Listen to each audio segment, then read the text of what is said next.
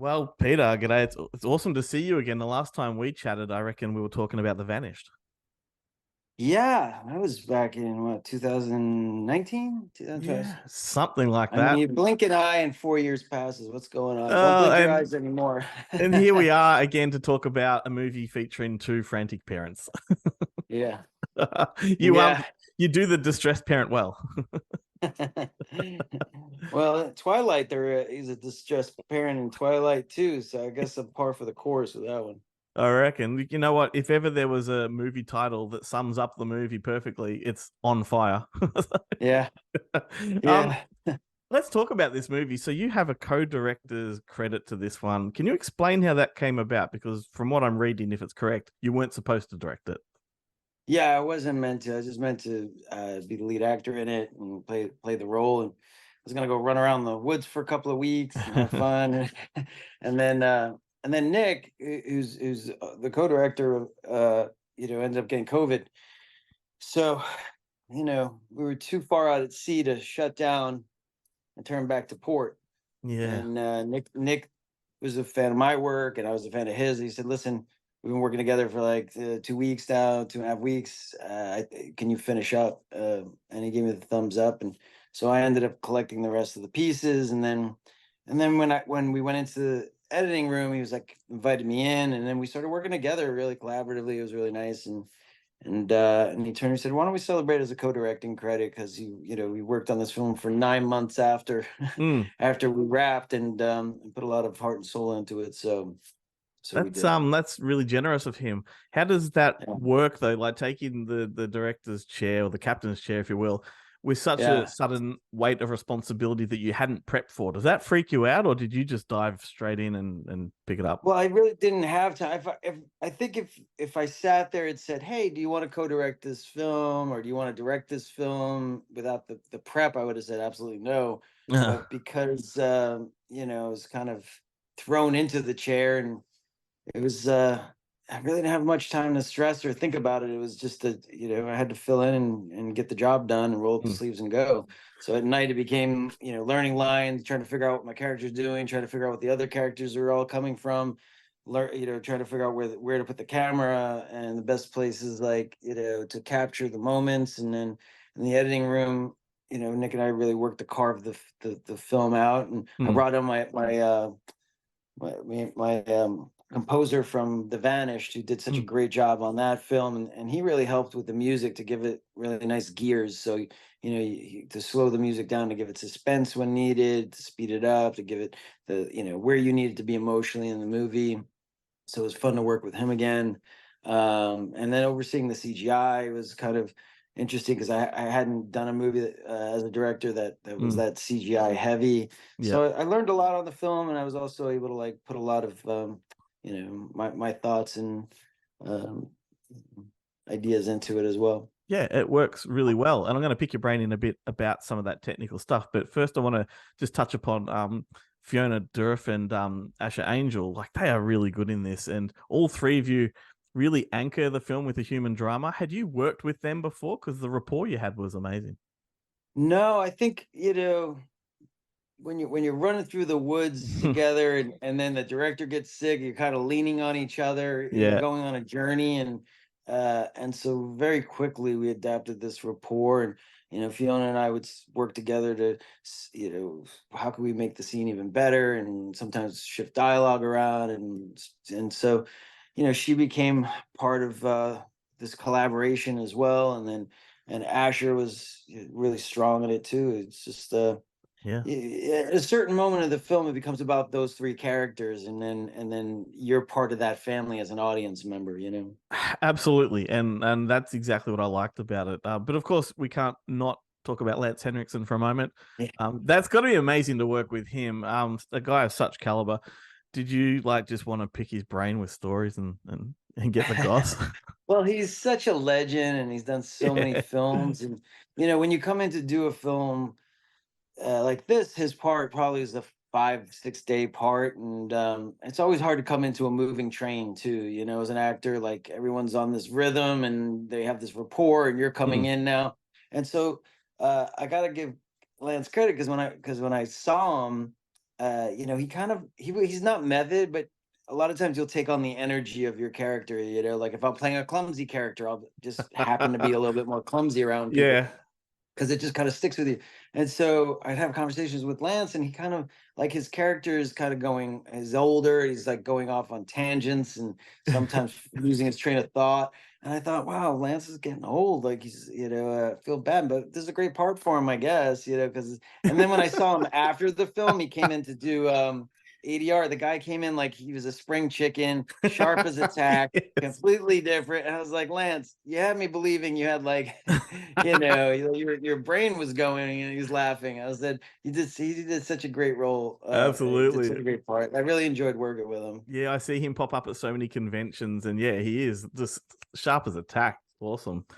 Yeah, As far as the themes of the movie go, like down here in Australia, we're no stranger to bushfires. yeah. Like we actually call our summers bushfire season down here. We had Mm, a major one about 15 years ago, which took hundreds of lives where in the area I live. So yeah. a lot of us down here have seen such, you know, harrowing footage of the devastation that these things have. And I think your movie actually nails that real sense of urgency when you're inside a fire. Did you have experts on set guiding how you should act and all that? No, I mean, look, I think there are a lot of films where I have to go off and do research for the role to Mm, play a certain occupation. I mean, with this one, I really felt I know what it's like to be a dad, and I know what yeah. it's like if my family were in trouble, and I know what it's like to have the sense of urgency, Mm, and I know what it's like if a fire were to break out. You know what you would imagine it to be yeah. is what you do. You know, and so a lot of that became more about imagination. You Yeah. know, because especially on a film like this where we had a lot of CGI, but so we had smoke and we had a lot of lighting effects, which Mm, Nick, you know, brought this great indie sense to the film. And before I even took, you know, the director's chair, when he got sick, he had already had this great idea of just using smoke and basically lighting, you yeah. know, and so for the actors, though, the challenge then became being able to really feel what that fire would feel like because you're imagining it and it's not there. It's a lot Yeah. easier to react to something, even if you have Yeah. like a flame bar in front of you, you could feel the heat. When you have nothing, it's like you have three actors that you're like, okay, you have to look in this direction, and basically we're all, you know, the fire's coming at you, and then you're imagining things falling. Like there was a scene where, you know, there's some ash in the air, and Yeah.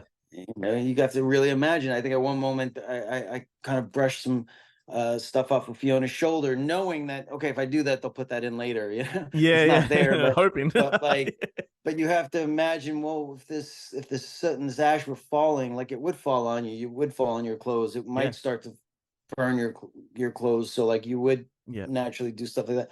So like just a lot of imagination work, and then and working together with the other actors to create that. Well, it does work really well. Like as you were talking about the embers in the air and all that kind of stuff, and the speed and the ferocity at which the fire travels, you got Yeah. that right. Like it is, you know, it's the stuff we see down here. My brother is actually a firefighter in the Country Fire Authority down here, and he was in those Black Saturday fires. And I've seen mobile phone footage and, you know, cell phone footage and things like that. And yeah, I related what his experience to your film. So I definitely think you Yeah. got a lot right. And Oh, thanks. to not have experts on the set, it's a credit to you.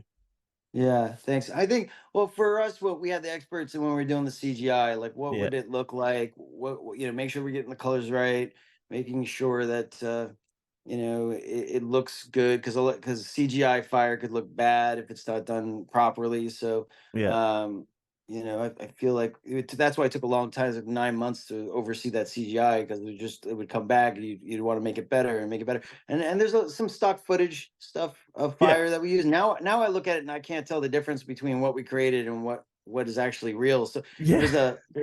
a fire I was watching on Instagram, and I was like, "Oh, that looks faker than ours," and it was real. Yeah. It's like a real fire. I was like, "Ours looks better," and it's not real. That looks fake, and it's real. It's weird. Fire could be a tricky thing. Yeah, the splicing of sort of, I guess, news archival footage was really clever. It really showed how far Yeah. it can spread. I remember years ago, I was talking to the actor Joe Anderson about making Backdraft 2, and he told me Mm, they didn't ever come in contact with any fire whatsoever on a Backdraft yeah, movie. It's incredible to think of, but yeah, just a testament to you guys. What I loved the most about this film, though, was the fact that it was a intimate story of survival. Like you said, it was a family unit, and you yeah. didn't have any really focus on procedural stuff, which I think would have lessened the impact of it. Was there any point in the production that you were going to have the procedural side of things with the firefighters and whatnot?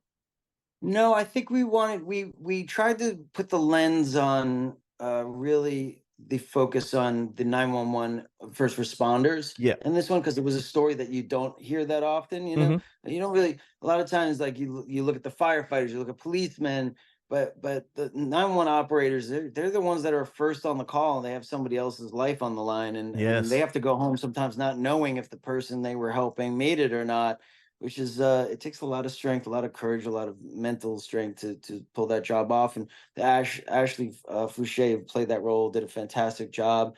And so being able to tell that story alongside of a family trying to get out of this fire, the victim side of the story, and it was inspired by true events. So some of the stuff that they went through actually Mm. happened, Yeah.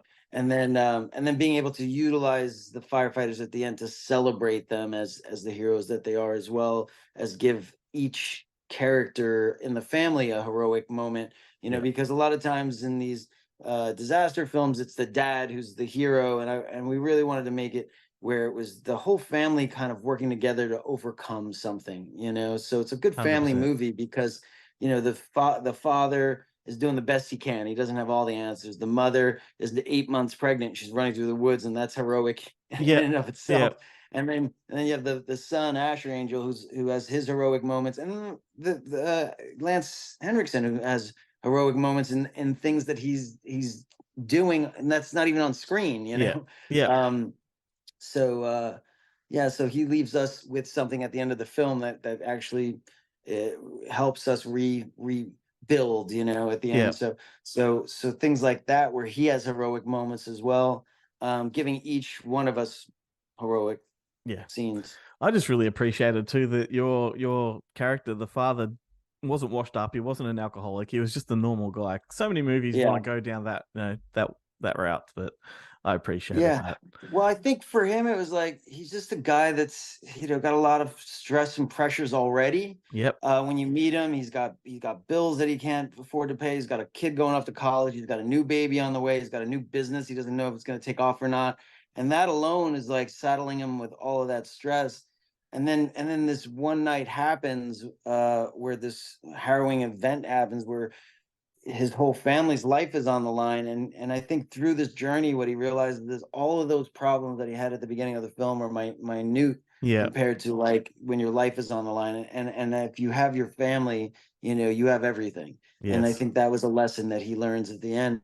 And so for me, like, there's a lot of takeaways in this movie. While you're having a good time watching the nail biting scenes, you're not going to fall asleep in this movie at all, but you know, because there's so many tense Yeah. moments of survival. But within those that disaster movie umbrella, there's a lot of takeaways. You know, Mhm.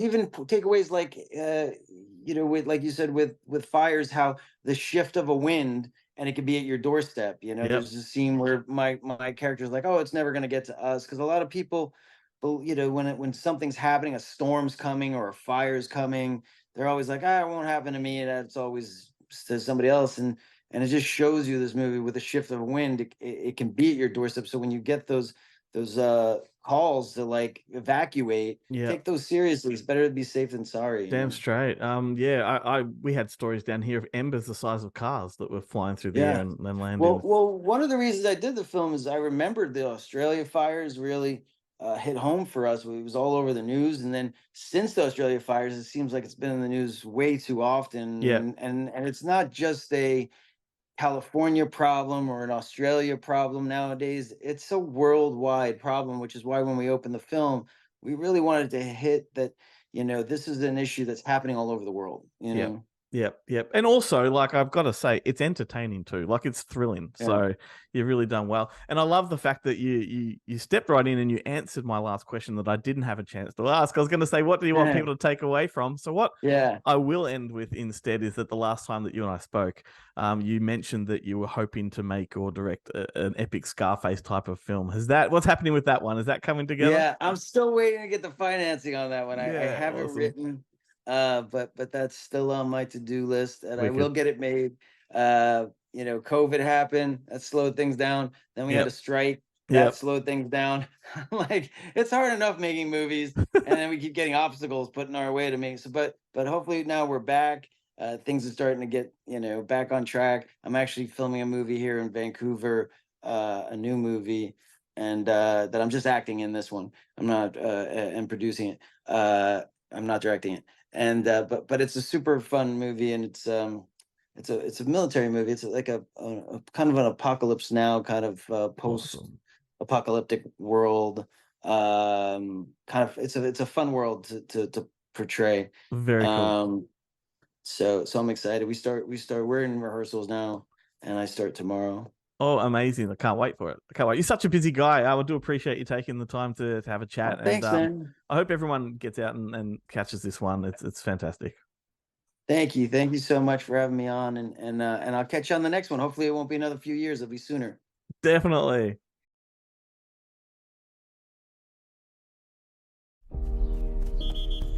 Here they come.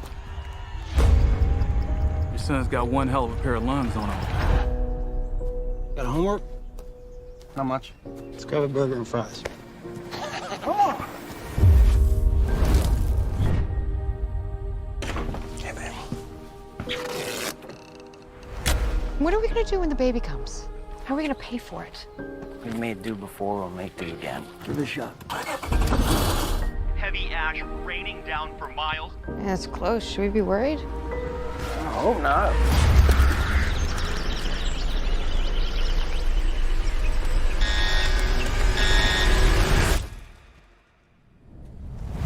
The destruction is catastrophic. This is no joke. The best thing to do is fireproof the house.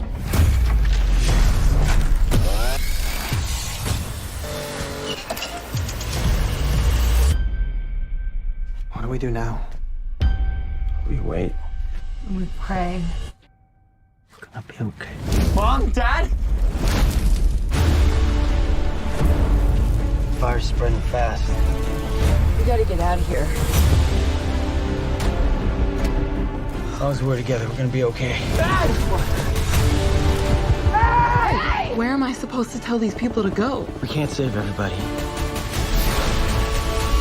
I'm gonna do whatever it takes to get my family out alive.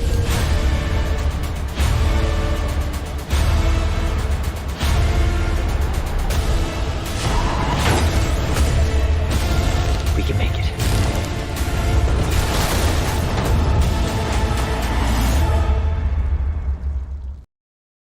I used to live in Vancouver. What area of Vancouver are you filming in? It's Vancouver Island, actually. Cool. Avenue Victoria? Yeah, it's a Cobble Hill, which is 45 minutes from Victoria. Have you been to Vancouver Island? Yeah, I spent a lot of time up Tofino, up that way. Oh wow! Oh, Yeah. I just got here like 2 days ago. I haven't really been around, but it's a beautiful view, though. I've got this like Yeah, cool, like that is. beachy view and gray skies, very vampire-esque. Beautiful But, part of the world. I can't wait to get back there.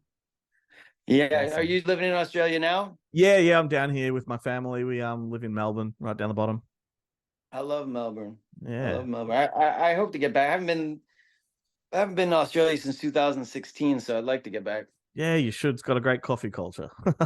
Yeah. Awesome, mate. I'll I let you tell get you, on. I have one word I could say in Australian. I Yeah, don't know yeah. if I told you this last time. Did I tell you this last time? No, go for it. Okay, because Australia accents are hard, really hard. I right? think I know what But I you can do. I say- think I know what you're going to say, but do it. Is is it this- rise? Rise Up, up, lights. blades. Yeah. Rise up lights. Rise up lights. Yeah. You did. Hilarious. I love it. I love it, mate. Well, thanks, mate. Thanks for your time. I'll let you get on with it. Appreciate it. Thanks. I'm gonna take my dad jokes on the road now. See you later. Mate, yeah. Collect some more and we'll do it next time. Okay. See you, man. See ya. Bye.